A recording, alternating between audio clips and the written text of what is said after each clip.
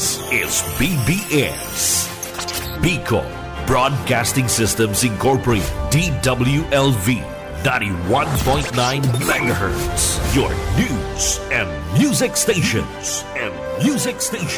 BBS. Basta Bareta, sigurado.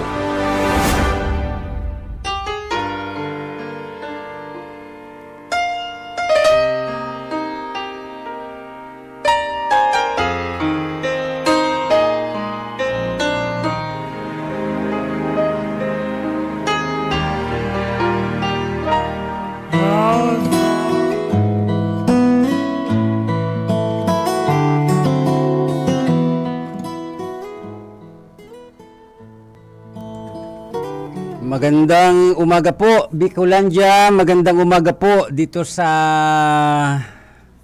probinsya ng Camarines Sur at magandang umaga dito sa lungsod ng Naga. Magandang umaga po sa inyong lahat. Habol po tayo. At least mapasimulan nun natin ang ating umaga na mayroong pagbabasa, pakikinig, pag-aaral ng mga aral po ng Panginoong Diyos. Kaya magandang umaga po sa inyong lahat at kumusta po kayo? Papasok na po ang panibagong taon, taong 2025. Kaya sigurado ako ngayon pa lang abala na ang marami, lalo na mamaya at lalong mamayang gabi. Pero alam nyo, ang pinakamagandang pagsalubong sa papasok na bagong taon, yung matutunan po natin na ang mga bagay na nangyari at mangyayari pa sa papasok na bagong taon, ay matutunan po natin ito ay ipagkatiwala sa mapagmahal na pangangalaga ng Diyos. Okay po, simulan na po natin ito. Manalangin po muna tayo. Ama naming Diyos sa langit, marami pong salamat sa umagang ito na muli po ninyo kaming pinagkalooban ng panibagong araw, panibagong umaga. Salamat sa buhay na ito. Nataglay po namin ang kalakasan, ang kalakasan, kapayapaan, na kahit kami, Panginoon, ay marahil ang marami ay dumaan sa maraming hamon sa buhay. Subalit, ang pagbibigay po ninyo sa amin ng buhay ay patunay, napakatibay na patunay, na kami ay pinangangalagaan po ninyo. Ang buhay na ito ay pahiwatig na kaya po naming makaya at malampasan ang anumang mga dumating at darating pa sa aming mga buhay. Ito ay sapagkat sa iyong awa, sa iyong biyaya. Ngayong umaga sa aming sama-samang pakikinig at pag-aaral ng iyong mga aral, Panginoon, dalangin ko po ang lahat ng makikinig, manunood at magre-replay nito. Pagpalain niyo po sila at kayo po ang mangusap sa kanila. Itong aming dalangin sa pangalan amang Diyos ng aming Panginoong Hesukristo. Amen. Tuloy na po tayo.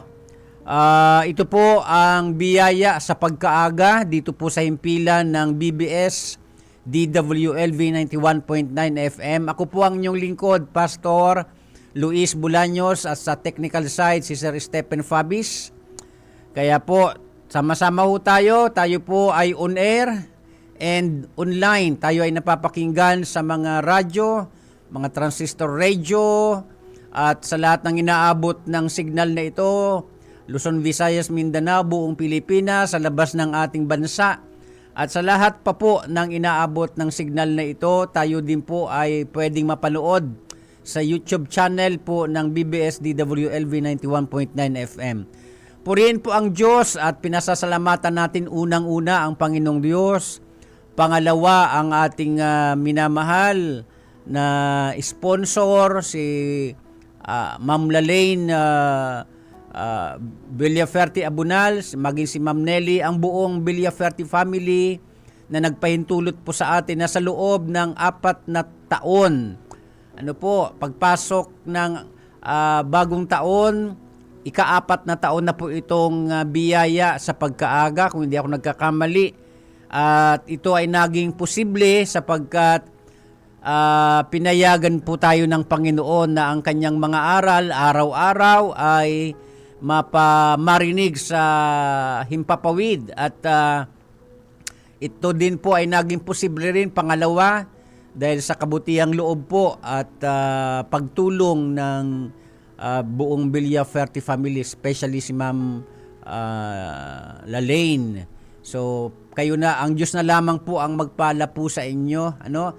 Ganon din po, syempre, ito ay umabot ng 4 na taon sapagkat nandyan po kayo. Ano? Marami pong nagsasabi sa akin na, Pastor, kahit hindi mo man kami makita na yung on air, yung live. Yan. Ang sabi po nila sa akin, nire-replay po namin ito, Pastor, sabi nila. Pero sigurado po nakikinig kami sa radyo. Ano po? Kaya maraming salamat po sa inyo sa loob ng 4 na taon na kayo ay sumuporta, hindi sa nagsasalita. Kahit sino po rito ang magsalita, yung mga ina-assign ko po rito pag hindi ako magpuprograma, hindi kami ang inyong sinusuportahan. Pangalawa na lang siguro yon, ano?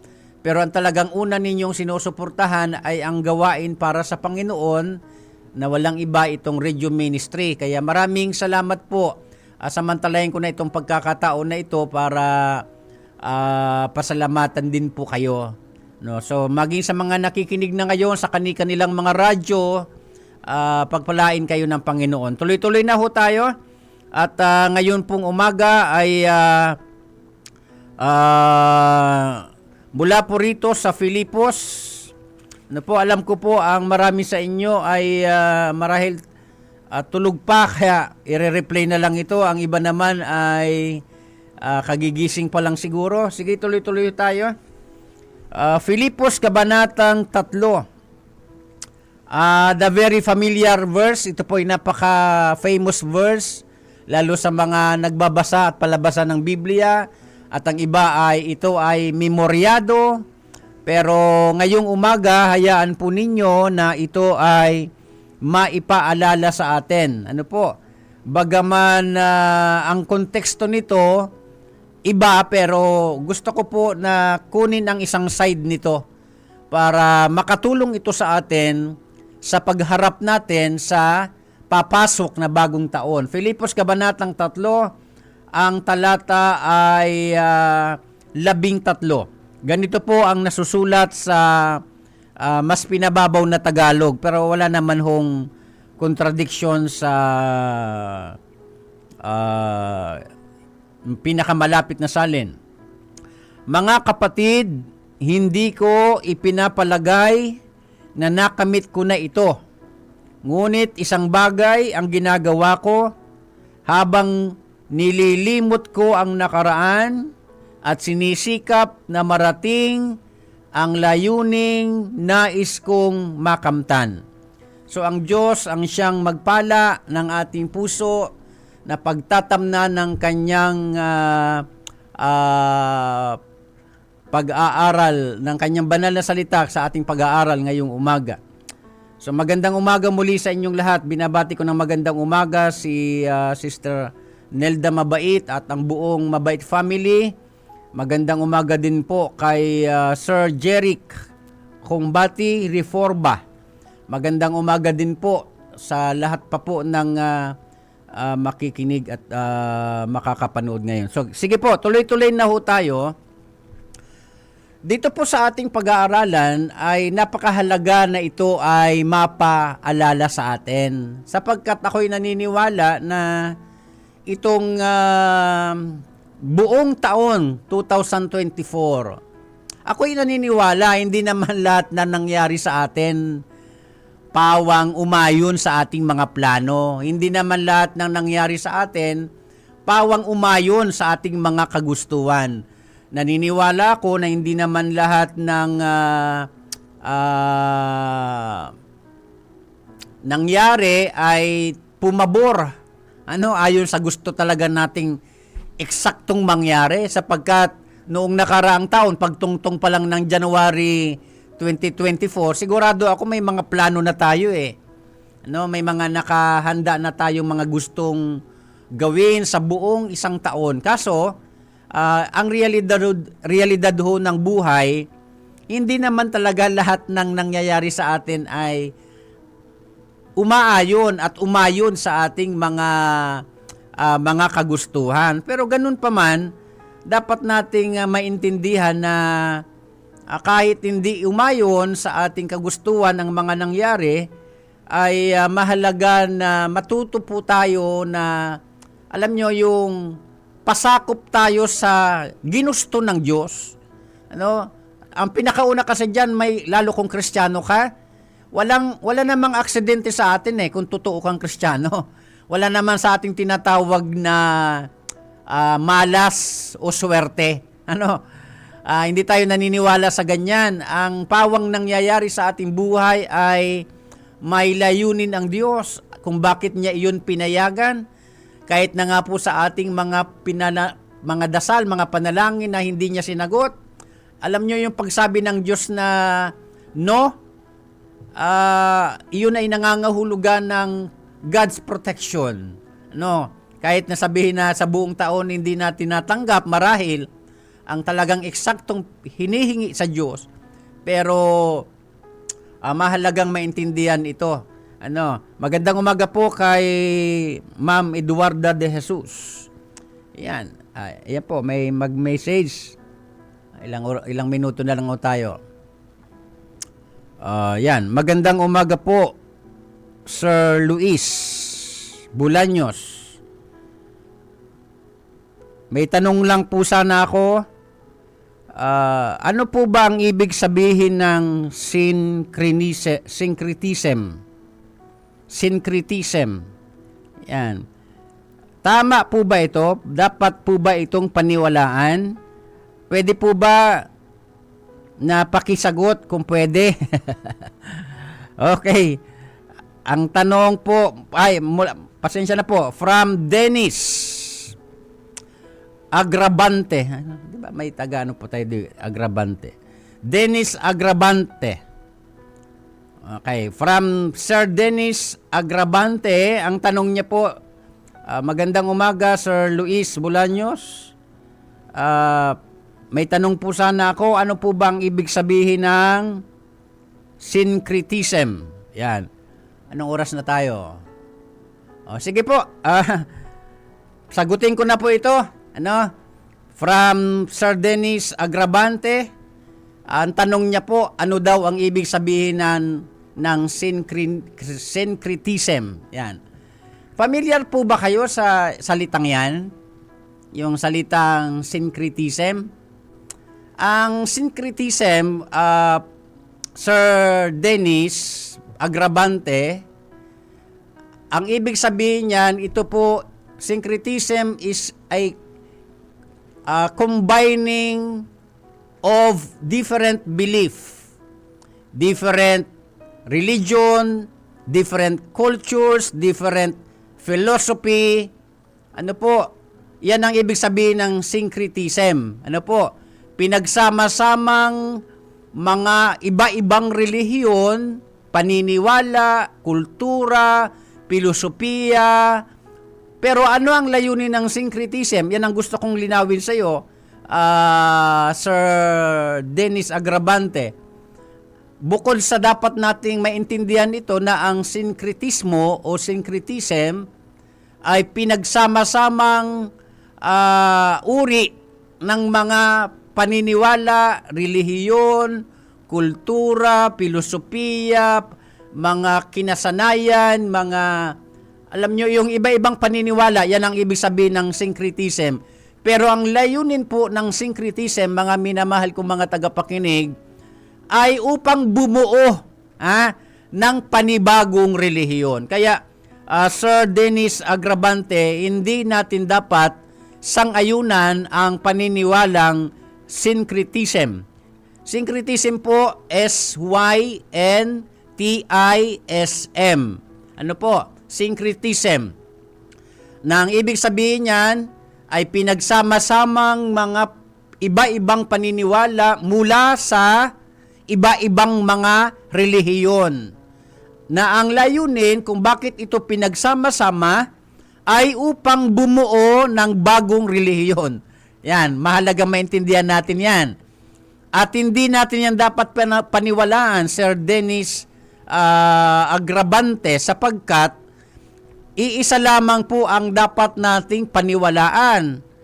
Hindi ang relihiyon, kundi ang turo ng Panginoon. Kaya nga po sa Ebanghelyo ni Juan, Kabanatang 14, talatang 6, ang sabi ng Panginoong Kristo na siya ang daan, siya ang katotohanan, siya ang buhay, walang makapupunta sa kanyang Ama kundi sa pamamagitan niya. Kaya hindi po relihiyon ang ating tinatangkilik dito, Sir Dennis Agrabante. Kaya sa tanong niyo po na pinagbigyan ko ngayong umaga, kung ano ang ibig sabihin ng syncretism, uulitin ko, yan ay ang mga pinagsama-samang mga paniniwala, filosofiya, perspektibo, kultura, mga ritual na nanggagaling sa iba't ibang relihiyon na ang layunin nito ay upang bumuo ng isang bagong relihiyon.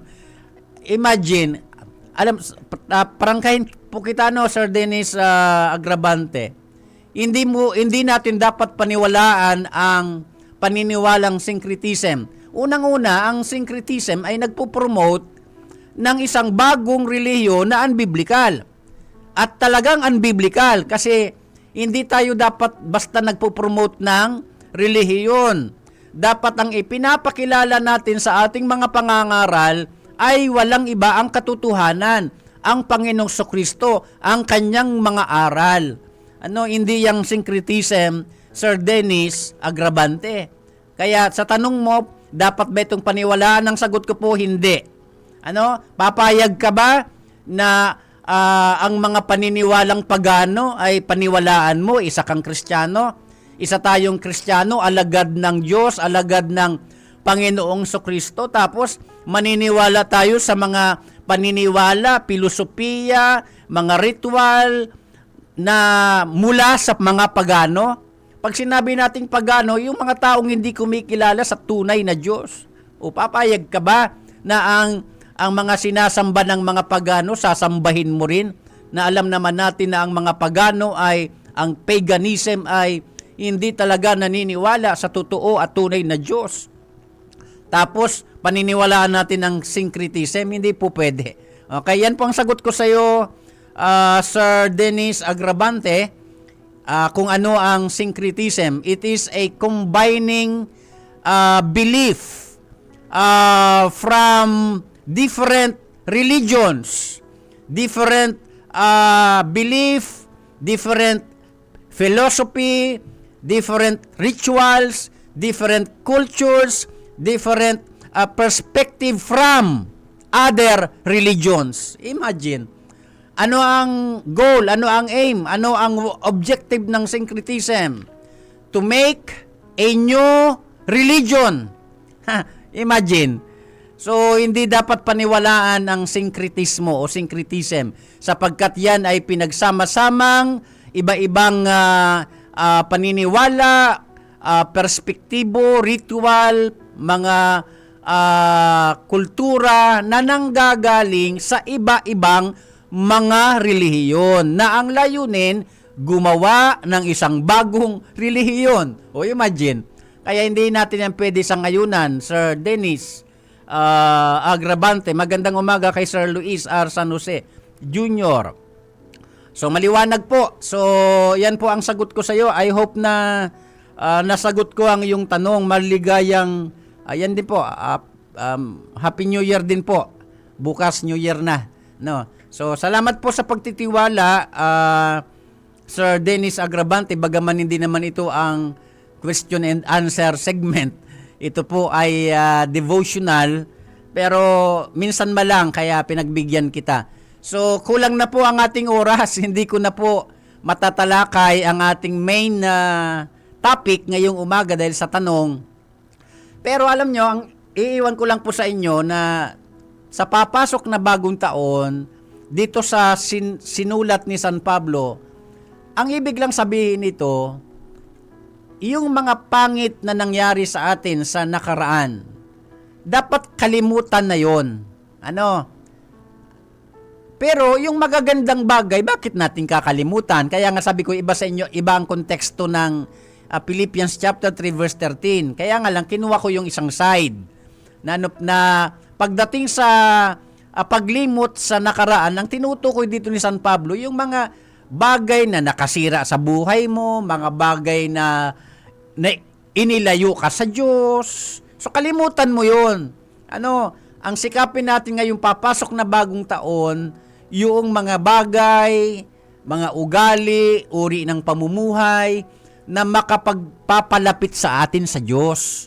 Yun ang dapat nating gawin ngayon. Kung wala na tayong ibang gagawin, maghinanakit, dahil may mga pangit na nangyari sa nakaraan, at pagpasok ng bagong taon, hindi mo pa rin yun nililimot, ano sa palagay mo ang mangyayari?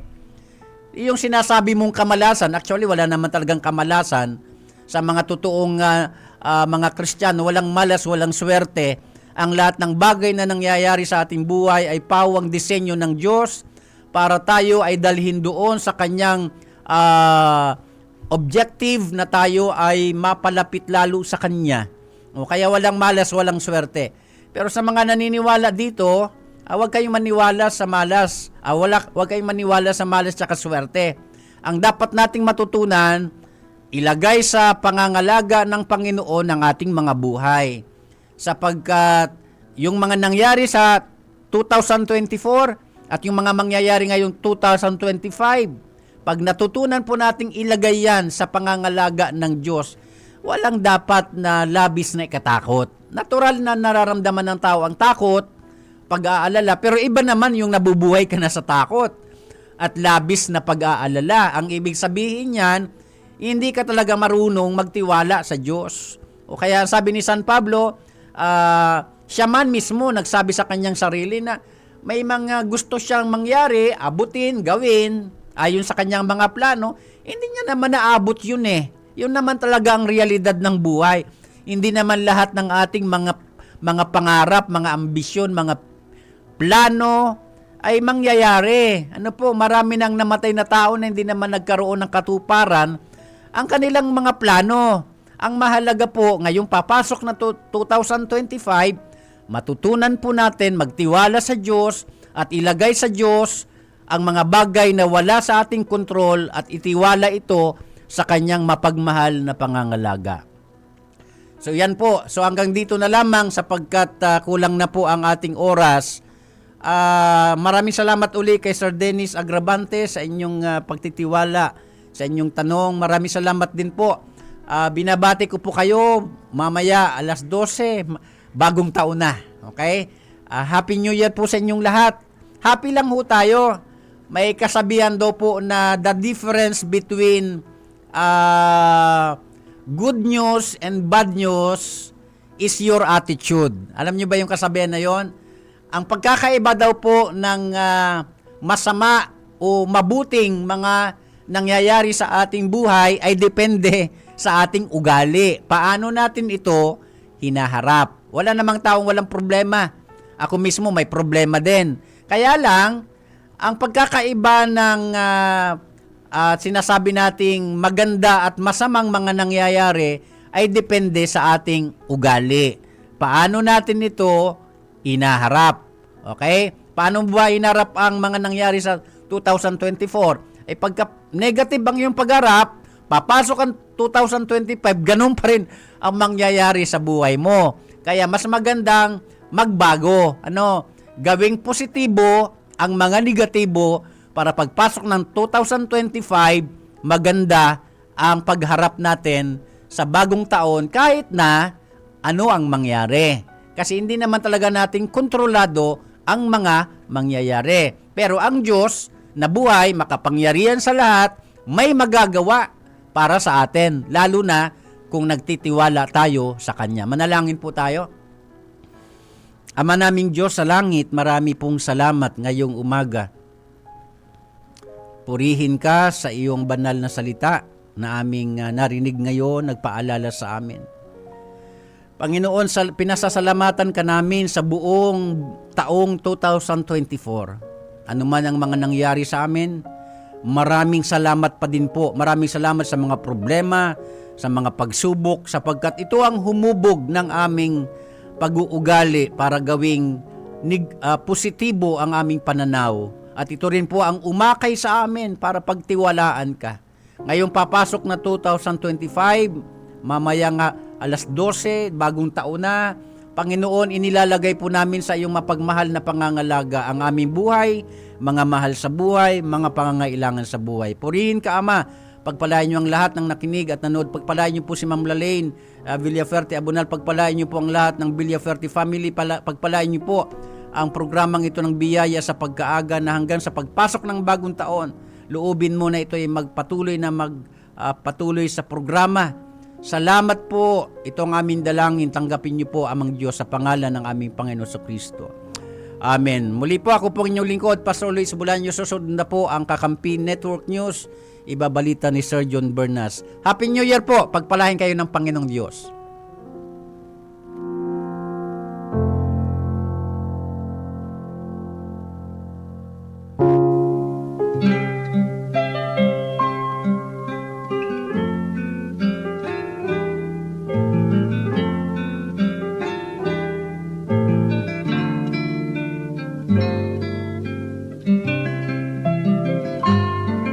Kalimutan mo na ang nakaraan, ngayon'y nakalaan ang buhay mo sa ating Panginoon. Mga dati mong gawin na palagi lang mali, at hindi ka siya sa may kapal. Kung noon ang naghahari ay galit, ngayon ang kapalit, pag-ibig na nanggagaling kay Jesus. Ang bako-bakong landas, tinuwid na ng Mesyas, patunayan mong ikaw ngayon'y ligtas. Mayroon bang tuwid ang isip na naglinis at nagbihis, ngunit ang isinuot ay dati niyang damit? Ang alak na mamahalin, kung kailangan mang isalin, ang paglalagyan mo ba'y tapayang lumarin? Kalimutan mo na ang nakaraan, ngayon'y nakalaan ang buhay mo sa ating Panginoon. Mga dati mong gawin na palagi lang mali, at hindi ka siya sa may kapal. Mayroon bang tuwid ang isip na naglinis at nagbihis, ngunit ang isinuot ay dati niyang damit? Ang alak na mamahalin, kung kailangan mang isalin, ang paglalagyan mo ba'y tapayang lumarin? Kung noon ang naghahari ay galit, ngayon ang kapalit, pag-ibig na nanggagaling kay Jesus. Ang bako-bakong landas, tinuwid na ng Mesyas, patunayan mong ikaw ngayon'y ligtas. Patunayan